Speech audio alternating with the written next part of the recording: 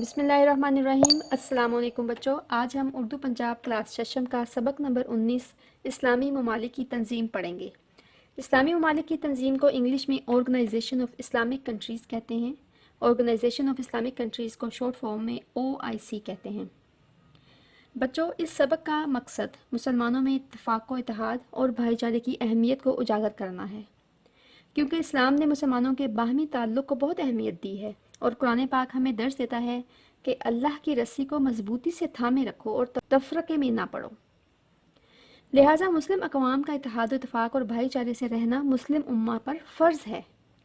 بچوں، اسلامی ممالک کی تنظیم یعنی OIC صرف مسلمان ملکوں کے سیاسی، سماجی اور معاشرتی اتحاد کے لیے بنائی گئی ہے، جبکہ عالمی سطح پر تمام اقوام عالم کی ایک تنظیم موجود ہے جسے اقوام متحدہ کہتے ہیں۔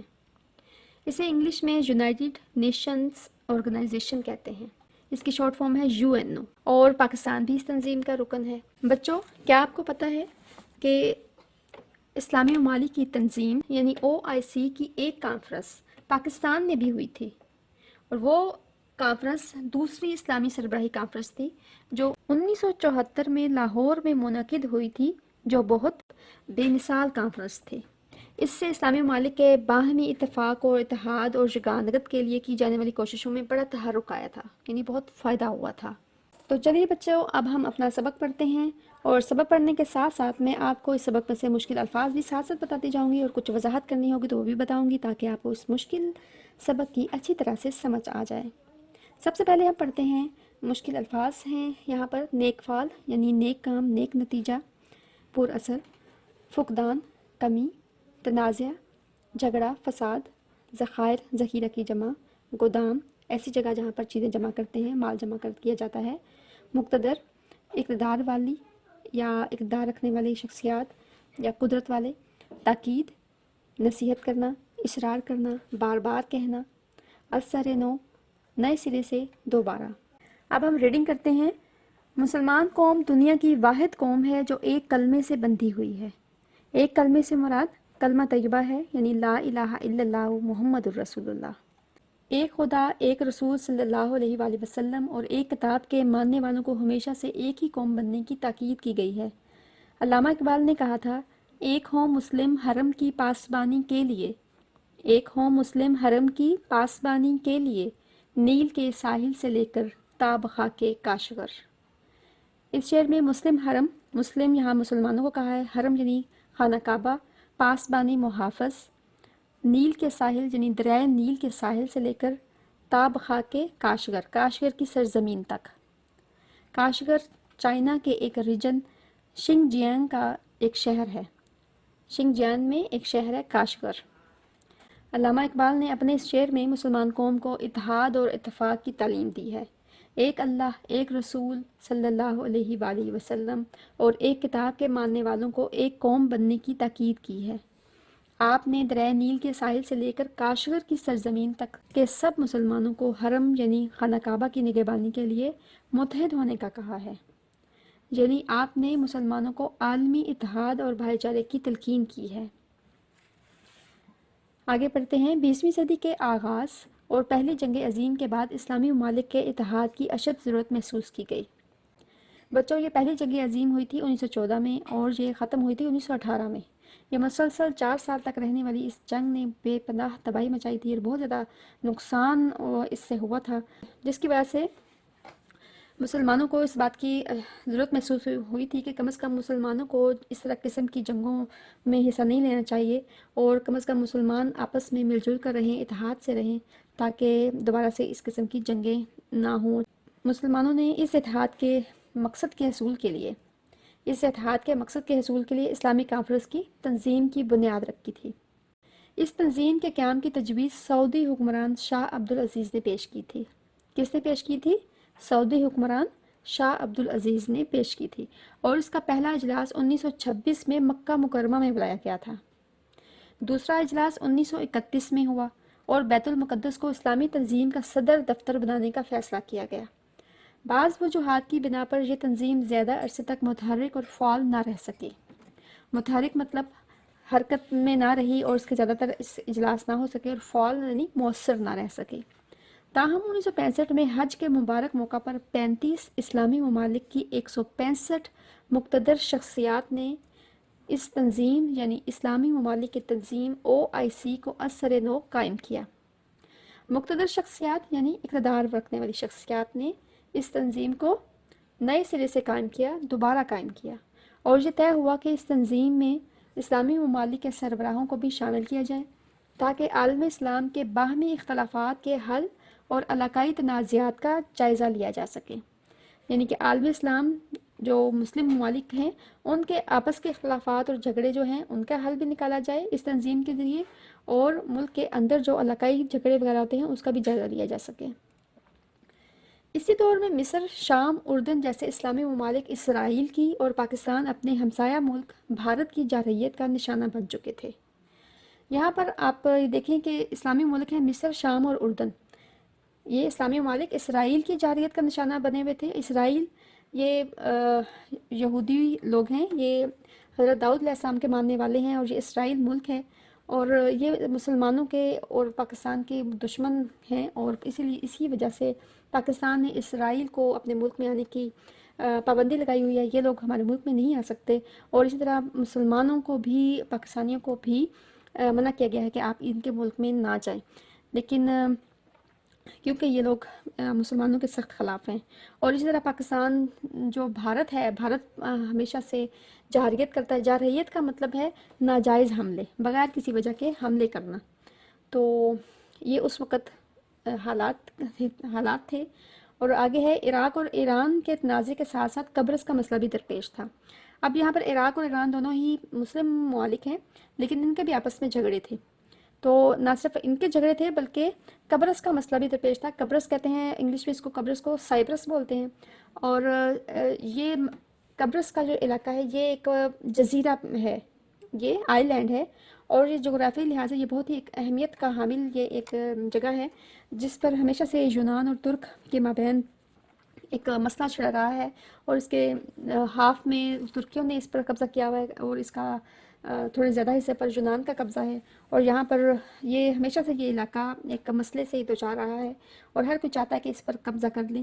اور قبضہ کرنے کی ان کی زیادہ وجہ یہ ہے کہ یہ ایک ایسی جگہ پر یہ آئی لینڈ ہے، یہ قبرص کا یہ سائپرس آئی لینڈ ہے کہ اس کے نزدیک ہی آگے سعودی عرب کے تیل کے کنویں ہیں، اور ہر کوئی اسرائیل خاص طور پر عیسائی اور یونانی اور یہ چاہتے ہیں کہ ہم یہاں پر مکمل قبضہ کر لیں، اور تاکہ مسلمانوں کے جو تیل کے ذخائر ہیں ان پر حملہ کیا جا سکے، یا اور بھی بہت ساری وجوہات ہو سکتی ہیں۔ تو آپ اس کے بارے میں آپ ایک چینل ہے بگ سوچو، اس میں آپ مکمل طور پر اس میں بہت تفصیل سے دیا گیا ہے قبرص کے مسئلے کے بارے میں۔ آپ اگر مزید سننا چاہیں یا سمجھنا چاہیں تو آپ وہاں اس چینل میں آپ دیکھ سکتے ہیں۔ تو یہ سارا مسائل تھے اس وقت جب یہ سب کچھ یہ تنظیم ہوئی تھی، تنظیم بنائی گئی تھی، اس وقت یہ سارے مسائل تھے۔ تو چنانچہ مکہ مکرمہ میں ہونے والا یہ اجلاس پوری مسلمہ امہ کے لیے نیک فال ثابت ہوا، یعنی اس کے اچھے اثرات ثابت ہوئے۔ آگے بڑھتے ہیں۔ دنیا میں پائے جانے والے مسلم ممالک کے اتحاد کے لیے کوششیں جاری تھیں کہ اسی دوران میں ایک غیر معمولی سانحہ پیش آیا۔ یہودیوں نے مقبوضہ بیت المقدس میں مسجد اقصیٰ کو آگ لگانے کی شرمناک حرکت کی۔ اس المناک سانحے نے پورے عالم اسلام کو غم و غصے کی کیفیت میں مبتلا کر دیا۔ چنانچہ مسلمانوں میں یہ احساس شدت اختیار کر گیا کہ دنیا کے تمام مسلم ممالک کا ایک پلیٹ فارم پر متحد اور یکجا ہونا وقت کی اہم ضرورت ہے۔ مراکش کے شہر رباط میں مراکش کے شاہ حسین کی صدارت میں اسلامی ممالک کی تنظیم کا پہلا اجلاس منعقد ہوا۔ اس اجلاس میں 24 اسلامی ممالک کے سربراہان شریک ہوئے تھے، اس لیے اس کانفرنس کو پہلی اسلامی سربراہی کانفرنس کہتے ہیں۔ اس تنظیم کا دوسرا اجلاس 1974 میں وزیر اعظم پاکستان ذوالفقار علی بھٹو کی صدارت میں لاہور، پاکستان میں منعقد ہوا۔ پنجاب اسمبلی ہال، لاہور میں منعقد ہونے والے اس اجلاس میں 40 اسلامی ممالک نے شرکت کی۔ اب تک اس کانفرنس کے متعدد اجلاس منعقد ہو چکے ہیں۔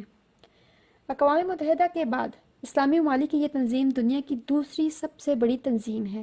دنیا میں پائے جانے والے تمام مسلم ممالک اس تنظیم کے رکن ہیں۔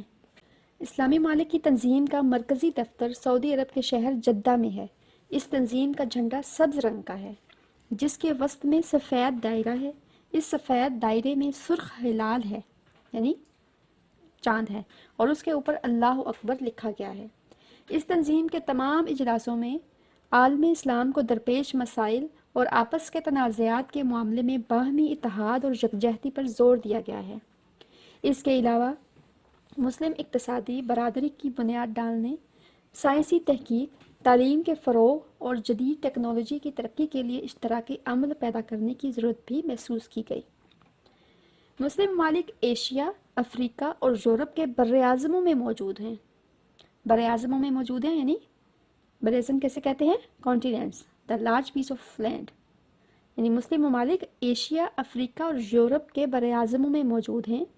دنیا کے اہم ترین بری، آبی اور ہوائی، بری یعنی زمینی، آبی پانی اور ہوائی فضائی، دنیا کے اہم ترین بری، آبی اور ہوائی راستوں کے علاوہ دنیا کی خوبصورت وادیاں، نہایت اہمیت کے حامل بڑے بڑے پہاڑی سلسلے اور معدنی ذخائر ان اسلامی ممالک میں موجود ہیں۔ پوری دنیا میں پائے جانے والے زیر زمین تیل کا 75% حصہ مسلم ممالک کی ملکیت میں ہے۔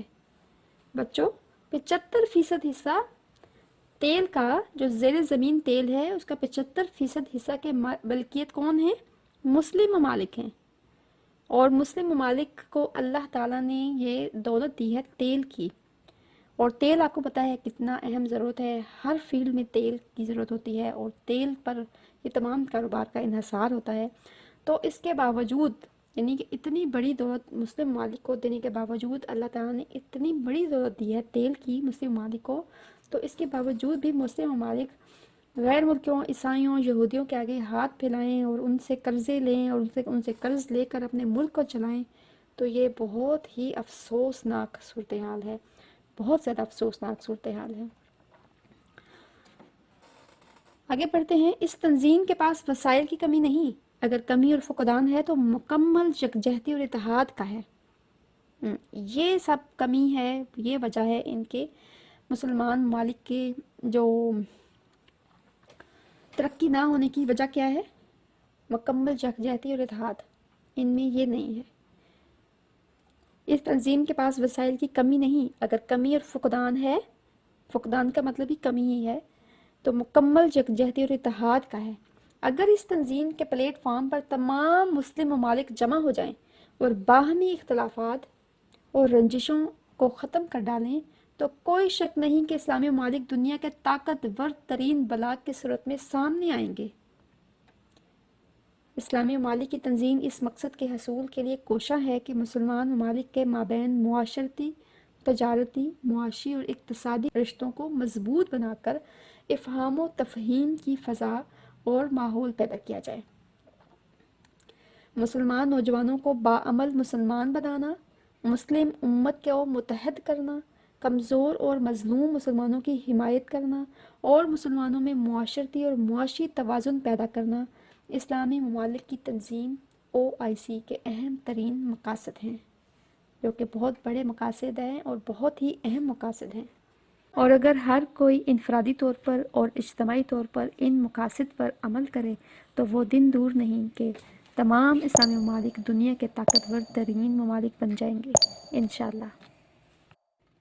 بچوں ہم نے بک ریڈنگ کر لی ہے، اس سبق کے جو مشق ہے اور اس کے نوٹ بک ورک ہے ہم اگلی ویڈیو میں کریں گے۔ آپ اس چینل کو سبسکرائب کر لیجئے تاکہ جب بھی میری نئی ویڈیو آئے تو سب سے پہلے آپ کو اس کا نوٹیفیکیشن مل جائے۔ بہت شکریہ، اللہ حافظ۔